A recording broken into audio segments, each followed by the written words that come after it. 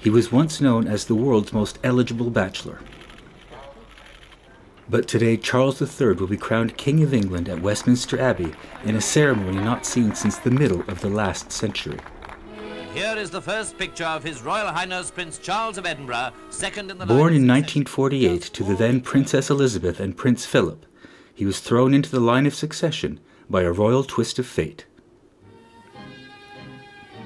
His mother Elizabeth became the first in line to the throne when in 1936 her uncle King Edward VIII abdicated to marry the twice-divorced American Wallis Simpson, leaving her father to become King George VI.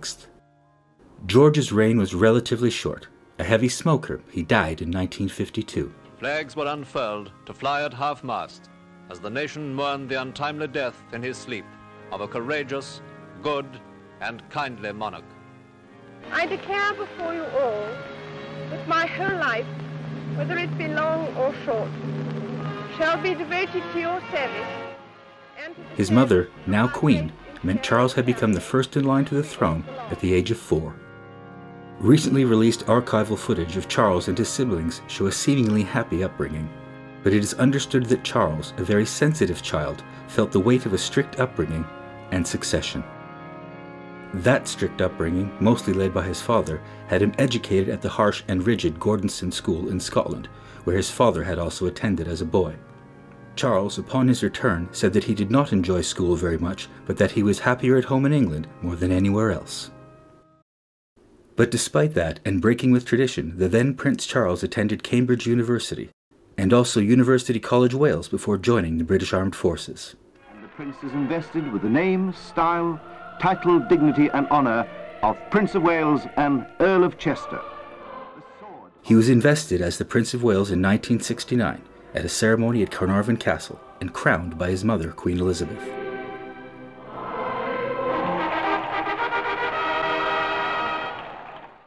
By today's standards, a very Protestant Christian ceremony, where both mother and son were said to have had the hand of God upon them. In 1970, Charles became the first heir apparent to earn a university degree. During that time, he was also a member of the Royal Air Force, qualifying as a fixed-wing and helicopter pilot. The Prince of Wales had a narrow escape when a jet he was piloting burst a tyre as it landed and slid off the runway. Having served for more than 25 years, he gave up flying after crash landing a Queen's Flight jet aircraft in Scotland in 1994. This is the story of Charles, the bachelor prince. The world's most eligible bachelor, Charles had a string of girlfriends, but perhaps one stood out. Camilla Rosemary Shand. Theirs was said to be a complex relationship.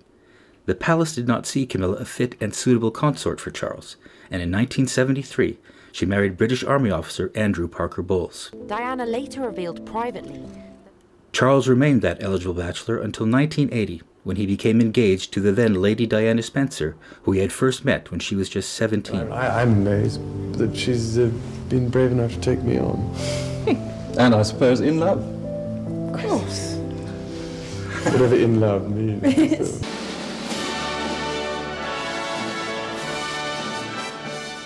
After a brief courtship, they were married to much fanfare at St. Paul's Cathedral on the 29th of July, 1981.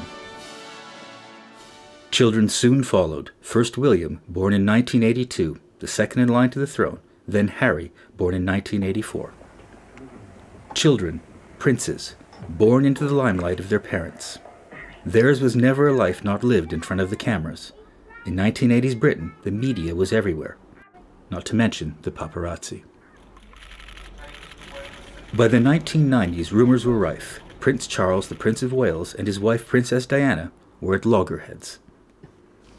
Well, there were 3 of us in this marriage, so it was a bit crowded.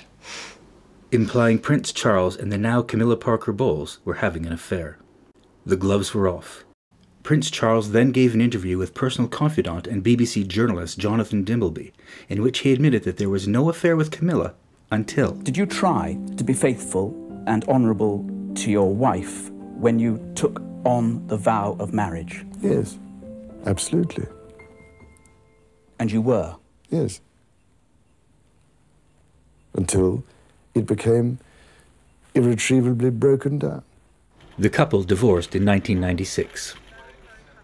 The War of the Whales is played out in front of the world's media until August 31st, 1997, when Diana, Princess of Wales, was killed in a car crash in Paris. We are today a nation in Britain in a state of shock, in mourning, in grief that is so deeply painful for us. A French coroner's court judged that she died in an automobile accident as a passenger in a private car driven by a driver who was over the legal alcohol limit. A drunk driver. Her death sparked an enormous backlash against the British monarchy, and especially Prince Charles. Head down, Prince Charles devoted his time to his sons and to his charity, the Prince's Trust. A trust devoted to help young Britons keep their lives on track and to succeed. Not so long after, Prince Charles slowly and publicly reintroduced the now divorced Camilla Parker Bowles as his companion. Slowly. They were married in a civil ceremony at Windsor Guildhall in April 2005, with the Queen and the young princes in attendance. Camilla became the Duchess of Cornwall. Public opinion did not initially warm to the couple, but perhaps apathy reigned.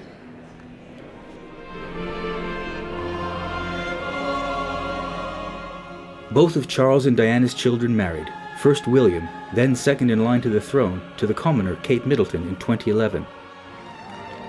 Then Harry to the divorced American television actress Meghan Markle. But family relations soon soured. The couple stepped down from their royal duties and moved to California. On September the 8th last year, Queen Elizabeth II died at Balmoral Castle in Scotland.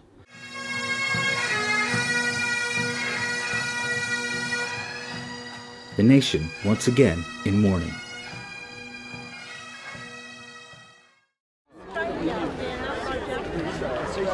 Prince Charles, after 70 years, now King Charles III, awaits to be crowned.